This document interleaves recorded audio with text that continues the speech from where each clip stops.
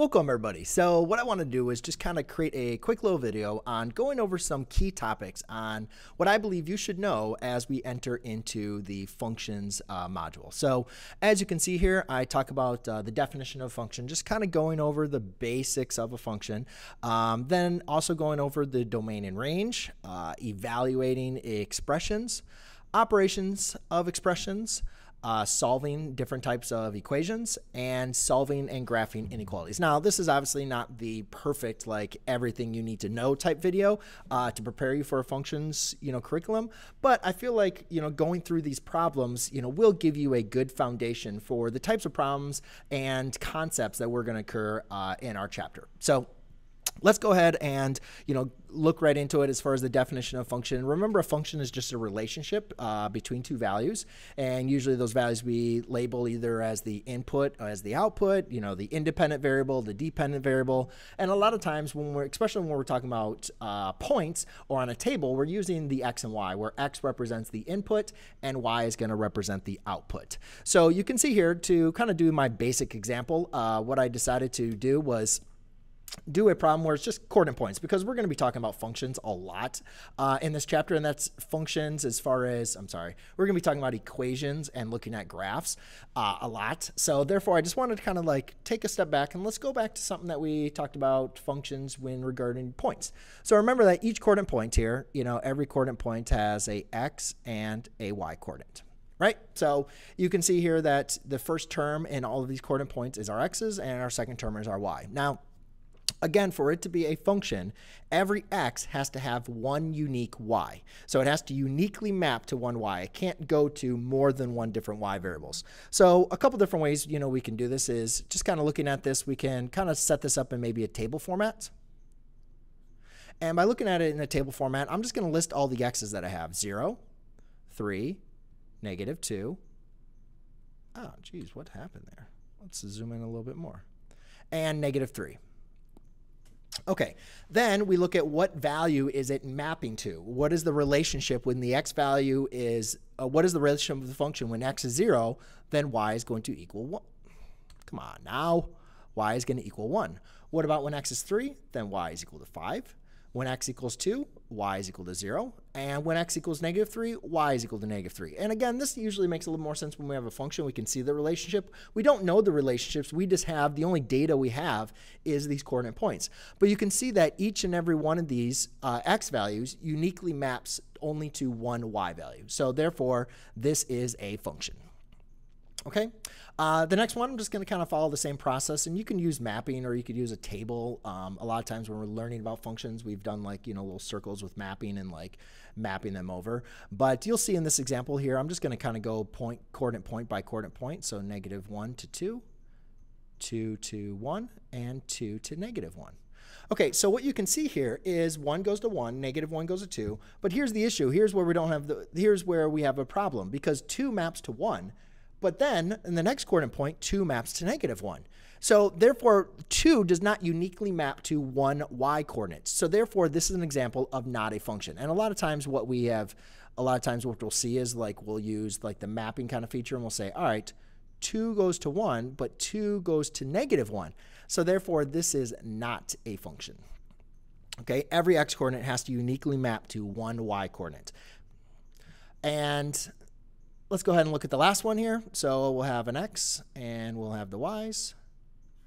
And let's say we got 3 goes to 0, 1 goes to -2, 2 goes to 0, and -2 goes to 3. Now in this case, you can see that 3 goes to 0 and 2 goes to 0. So that's important, because a lot of people will get confused with saying this is not a function, but it is still a function, because 3 uniquely maps to 0 and 2 uniquely maps to 0. So they can still share the same y coordinate, and because what that's going to do is that's going to well, what's that's going to do? That means just whatever x value is still going to have the exact same y value, but it's still going to be a function. And we'll look at it again and when we get into the course as far as like using the vertical line test as looking at a graph. But the main important thing that you want to just understand is 3 goes to 0 and 2 goes to 0. You just cannot have the same input go to 2 different outputs. That's really the red flag here of it not being a function. So the only example here that we're dealing with that's not a function is going to be the middle example. All right, so let's go and look at the domain and range. So the domain and range of a function is basically the set of all the input values is the domain, and the set of all y values is the output. And again, once we kind of get into like function notation, sometimes this can get confusing. So if we think of like x as being the input, y being the output, for at least in this example, it should hopefully make sense. And then we'll kind of move ourselves over to equations and graphs and so on and so forth. But what's nice about this is I already listed the x coordinates and the y coordinates. So I can kind of quickly already set the domain and range. Now, when we're dealing with a set of points, usually the preferred way is representing the domain notation because, like, for instance, the number 1. I don't know if number 1 is in the, if there's an equation for this function, I don't know if it's in the domain or not. So since it's not listed, I can't write it in the domain because this is what happens when we have a discrete function. But we'll be talking about continuous functions and how to write that, what notation to use for that. But in this case, I'm just going to list all the values that I wrote for my x values for the domain. Now, you could also write these in order, which I just decided not to do in this example. I'll do it for the next one. For the range here, that's a really bad bracket. Let's zoom back in. Oh, but I can just write the range here. So it's 1, 5, 0, and -3. Now in this example, this is not a function, so I'm not even going to worry about writing the domain and range. Here for the domain, let's go ahead and write it in ascending order. You don't have to put it in ascending order, but usually as mathematicians, we like things to be simple and in a pattern. So let's go ahead and do that. So I'll do -2. Let's go to 1, 2, 3. And the range in this case is going to be, now again, you notice here I have 0 happens twice, but again, that's the range. So as long as the domain is not repeating, I'm sorry, as long as the domain is not going to 2 different ranges, then we're fine. So therefore here we can keep the 0, that's fine. So we'll just do, -2 is first, and then we'll do 0, and then we do 3. Okay, and there you go. All right, evaluating the expressions. So basically what we're doing is we're looking for the value of the expression. And this comes up a lot of times when we're dealing with the value of the function. And we'll talk about that more as far as, plugging the value in. And that's the basic idea of the function is you have your input value, and then once you evaluate it, you're going to get your output value. And the easiest way to kind of like relate to that is just evaluating expressions.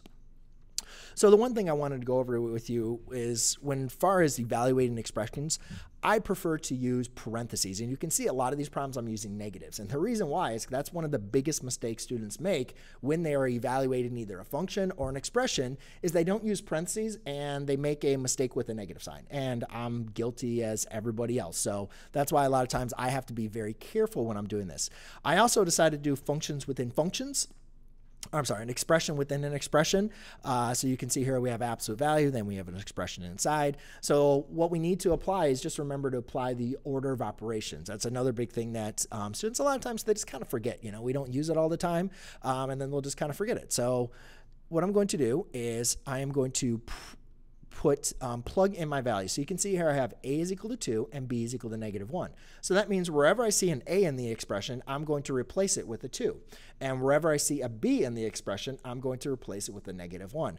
And to represent my replacement, I'm going to put the 2 in parentheses. So what that visually tells me is I am replacing that value with a number. Right? So you can see how I put those in parentheses. Then I visually know, oh, okay, that was substituted in. Now, again, we can't do anything outside. Order of operations tells us to, evaluate on the inside first. So I'm not going to do anything with this 3 here. Now, evaluating this, I don't really need these parentheses. That just becomes a -2. And this becomes minus a -1, so that's a +1. Now, -2 plus 1 is a -1. So I have 3, absolute value of -1. And now remember, guys, the absolute value of a negative number is always going to be the positive value. So therefore, that's 3 times 1. I'll just put in parentheses just to make sure I remember that I'm multiplying. And then 3 times 1 is equal to 3. And that is the value of the expression. All right, let's move to the next one. A lot of squaring going on here. Again, do not distribute this negative, right? Order of operations. First things we need to do is inside these parentheses. So let's go ahead and let's just go and plug in our values first. So I'll have a negative, and then I'll do a 2 squared minus negative 1 squared squared. Okay, now again, I got to do inside the parentheses before I do anything with this squared or this or multiply by this negative. Because again, really, this negative on the outside is really multiplying by negative 1. So I can even write a negative 1 there if you want to. All right, so 2 squared is going to be 4.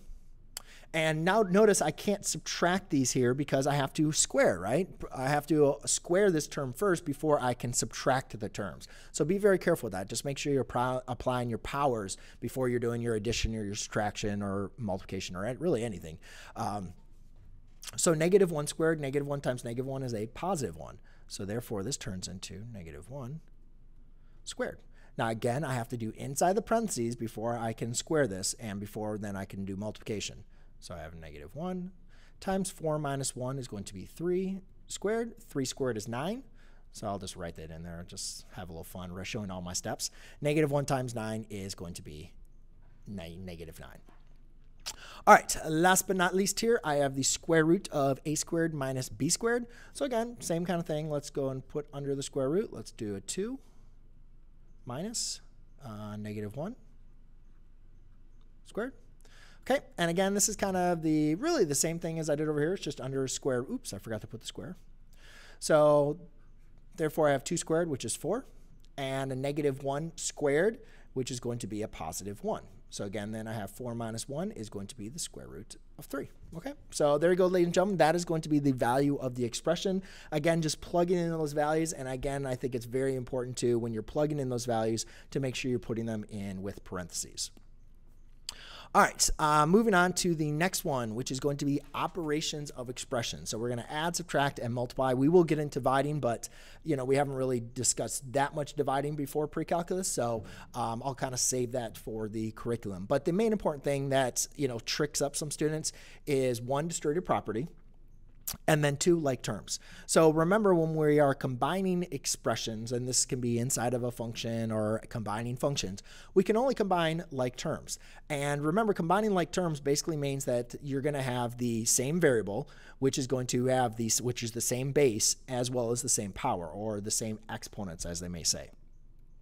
So in this first example, here what we have is we have 3x squared minus x plus 2x squared. Now notice that minus x plus 2x squared is inside parentheses. So inside the parentheses, we want to see if we can simplify this first. But x plus 2x squared, while they have the same base of x, they don't have the same power. So therefore, these exponents are not like terms, and I cannot combine them.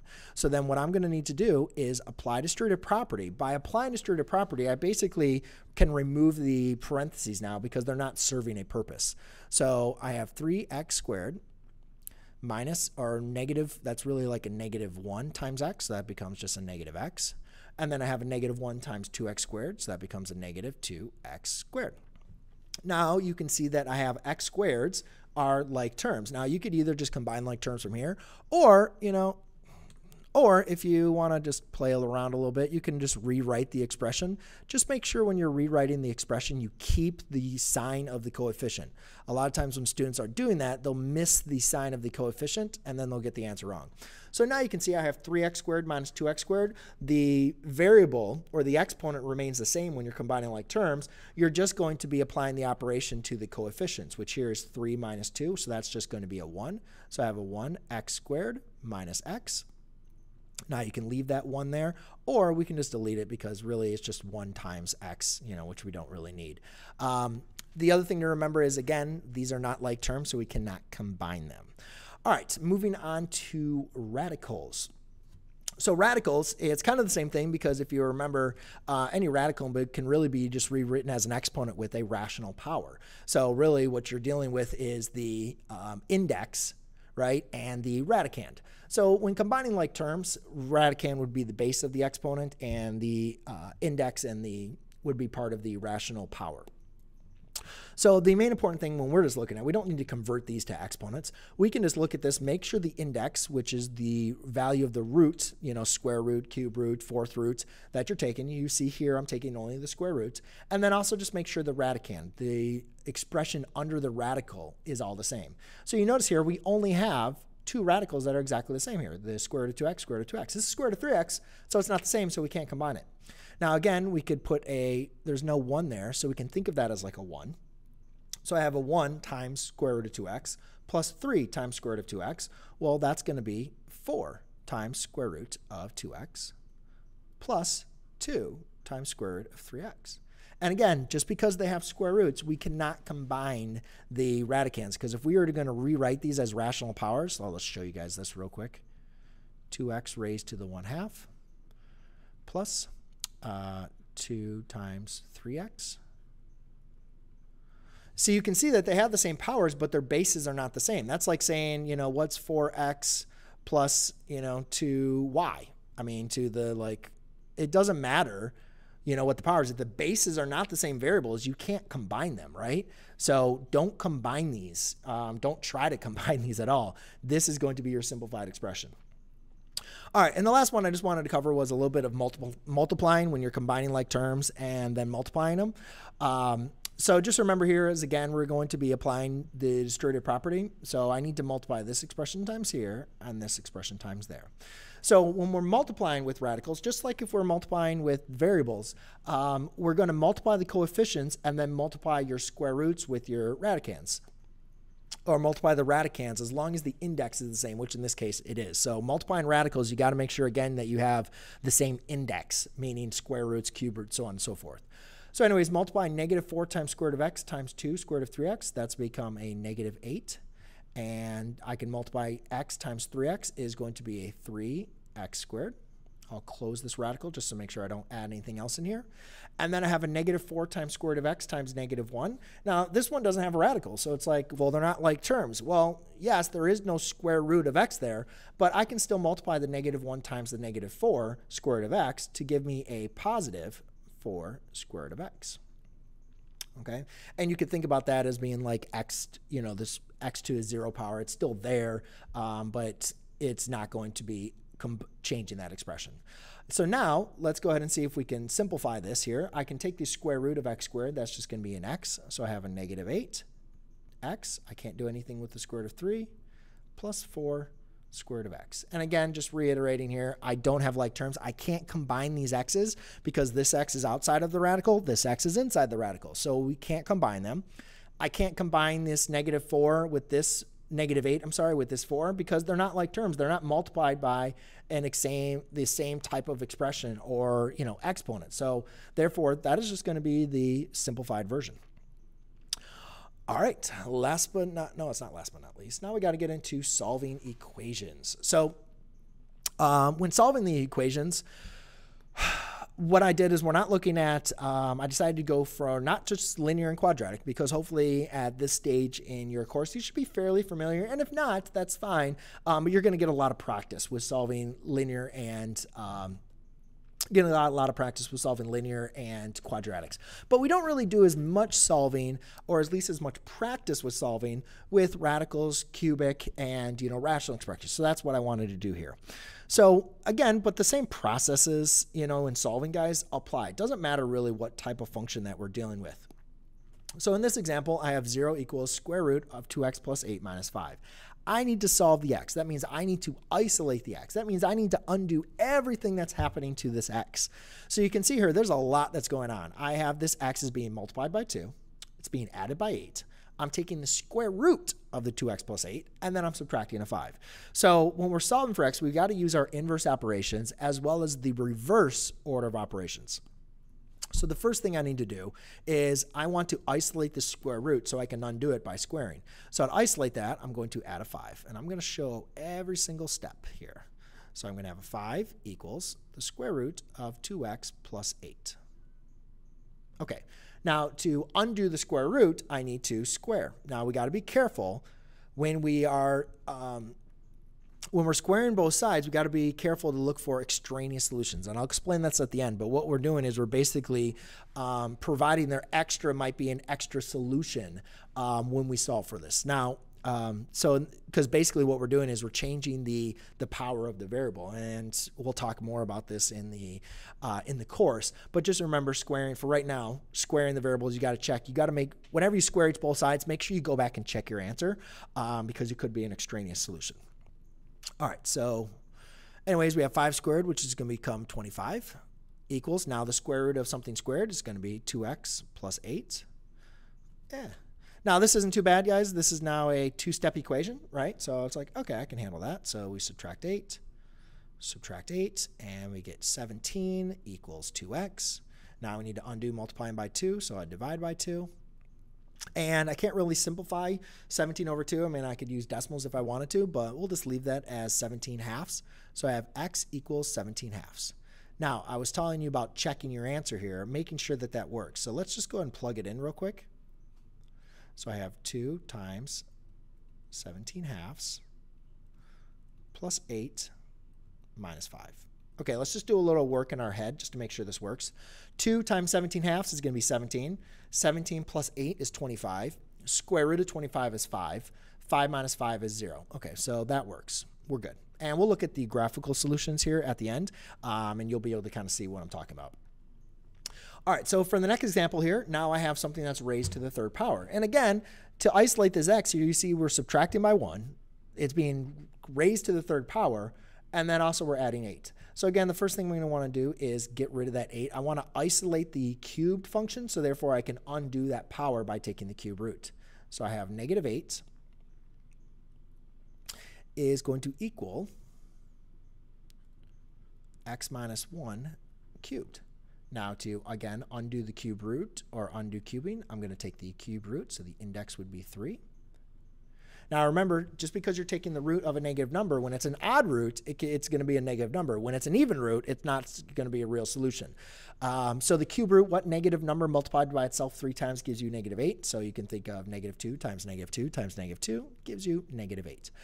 So therefore that is going to be negative 2 equals x minus 1. And then I can just add a 1 here, add a 1, and I get negative 1 equals x. Boom. All right, last but not least, this one usually gets students, we have a little trouble with our remembering rational fractions. I think it's just fractions in general. Fractions just stink, right? You see a fraction like, no, I don't know how to do this. But again, let's just use our inverse operations. Let's see what's happening to x. Well, first of all, you're dividing with x, right? And x is being subtracted by 7. We're dividing x from 6, and then we're subtracting 3. So again, like same process that I've done for the other problems. Why don't we just go ahead and add a 3 first? Let's isolate the rational expression. So therefore, I have 3 equals 6 over x minus 7. Okay. Now, we don't like fractions, right? We want to get the fraction off of, we want to get rid of the fraction. So we look at this and say, all right, well, then how do we get rid of this fraction? What does this fraction actually mean? Well, it really means that 6 is being divided by x minus 7. So if I want to undo dividing by x minus 7, I'm going to have to multiply by x minus 7. So if I multiply by an x minus 7 on both sides, now I could distribute this if I wanted to, but I am not going to distribute it. I'm just going to leave it as a 3 times an x minus 7. And then 3 times x minus 7 is equal to 6, right? Because those are going to divide out equal to 1. So now, again, we're trying to solve here for x. And you see x is being subtracted by 7, and it's being multiplied by 3. But before I can add the 7, this x minus 7 is both being multiplied by 3. So I have to undo multiplication of 3. So I'm going to divide by 3 on both sides. Now I have x minus 7 is equal to 2. And then I'll add a 7 on both sides.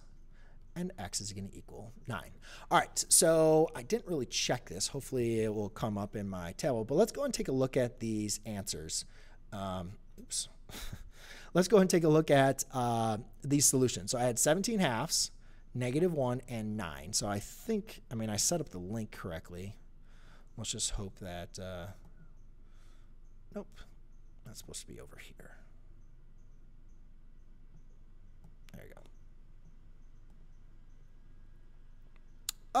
Where is it? Dang it. That didn't show up. Well, let's go and take a look at it. So instead of using 0, I'm going to use y equals square root of 2x plus 8 minus 5. And you can see here, by graphing this, you can see that the intercept, or where the graph crosses, is 8.5, which is 17/2. So that's exactly perfect, exactly what we were looking for. You can see that's the square root function, and that's exactly where it's crossing. All right, let's go ahead and do the next equation. I guess I forgot to solve this. So the next one is y equals x minus 1 cubed plus 8. And you can remember, see our solution was -1, and you can see that this graph crosses at -1. Now again, the reason why I'm setting this equal to y, because to graph it, you have to have an x and a y coordinate, right? So obviously we're looking for, solving is the values of x that make that equation true, which would be 0. So therefore we're looking for the x-intercepts. And then last but not least is, let's do y equals 6 divided by x minus 7 minus 3. And here you can see that the graph is going to cross at 9, which is exactly our solution. So very good. We'll come back to that. I don't know why that didn't save, so I guess I'll save that. All right, so let's come back to that on the next expression here. So the next examples that we want to do is just solving and graphing inequalities. Now, this one is really, really helpful, I think, for especially when we're understanding the domains algebraically.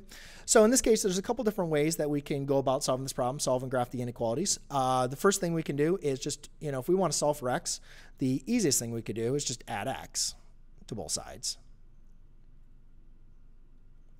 And then we'd have 5 is less than x. And then we could rewrite that as x is greater than 5. We could also do something like this just using your inverse operations, and I wanted to go over this way because a lot of students forget this. So if you just use your inverse operation, so I have a negative x is less than negative 5. Remember, when we're multiplying and dividing by a negative number, we need to flip the sign. So either way, we're going to get the same answer. Now, that's the solving part. X is greater than 5. Now we want to graph the solution.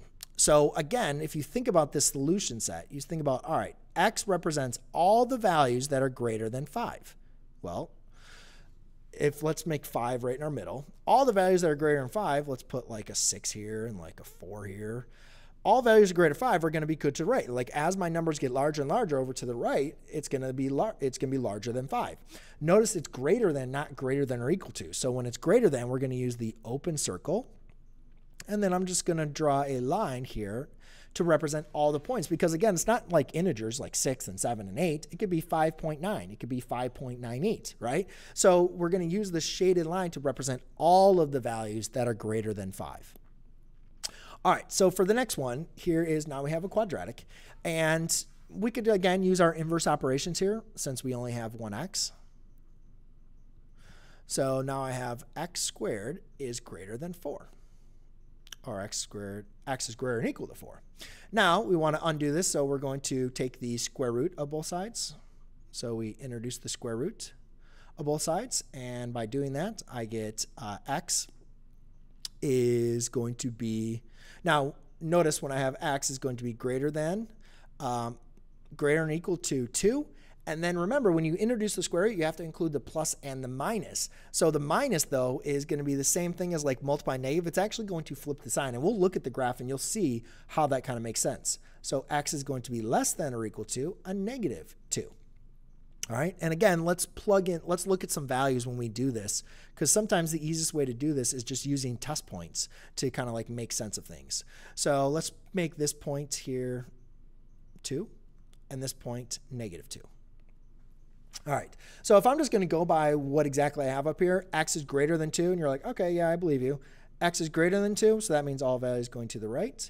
And since it's greater than or equal to 2, 2 is a true solution, so therefore that's going to be shaded.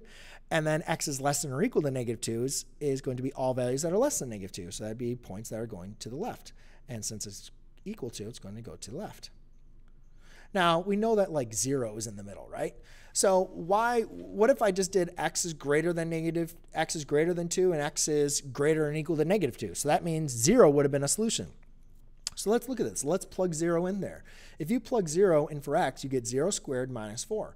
-4 is not greater than or equal to 0. And it doesn't matter whatever values you pick here. The only values that are going to make this true is when x is less than -2, not when x is greater than -2. Because again, like pick 1 or -1. You plug them in there, you're going to get another negative value, which is not greater than or equal to 0. So that's why that flipping of the sign works. Now, the flipping of the sign works, but sometimes it's not always the best way to understand. That's why I like to use test points, because in this example, we can't use our inverse operations. We actually have to use factoring. So we have x. If I factor out an x, I have x times x plus 4 is going to be less than 0.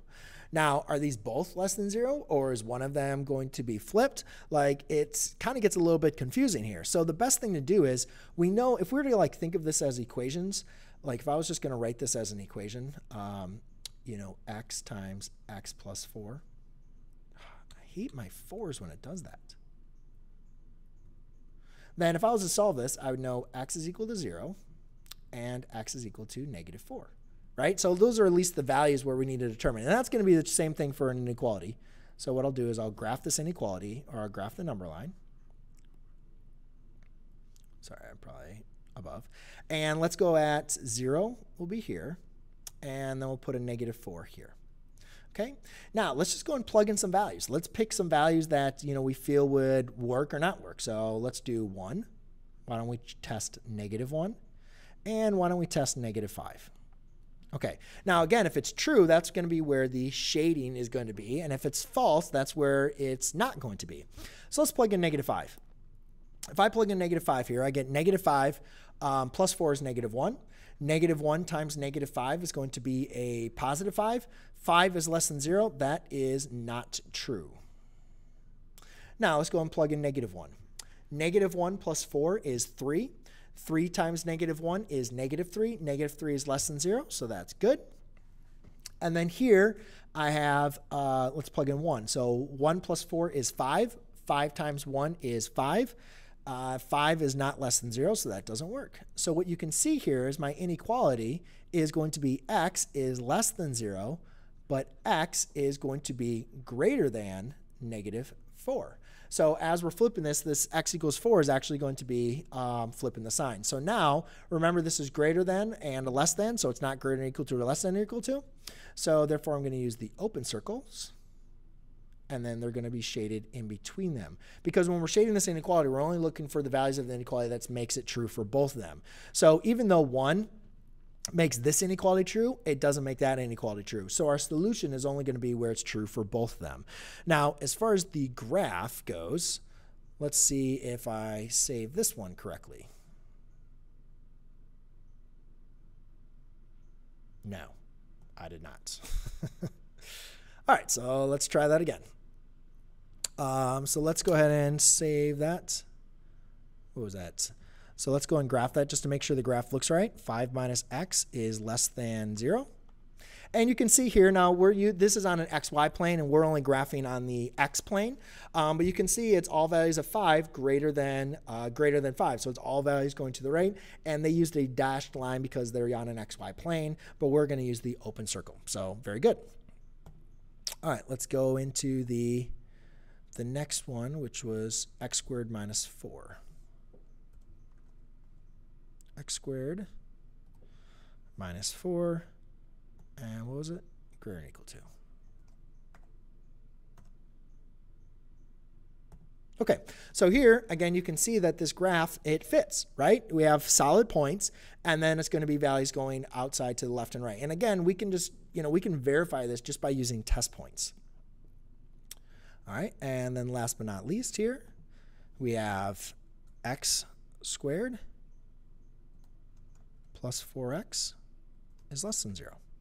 And you can see here, it's between the values of -4 and 0, and they're also dashed lines. So there it goes, ladies and gentlemen. Hopefully that helped you out as well as preparing for this chapter on functions. I look forward to helping you with that, and we'll be speaking with you soon. Stop. the video. We'll come back. See you soon.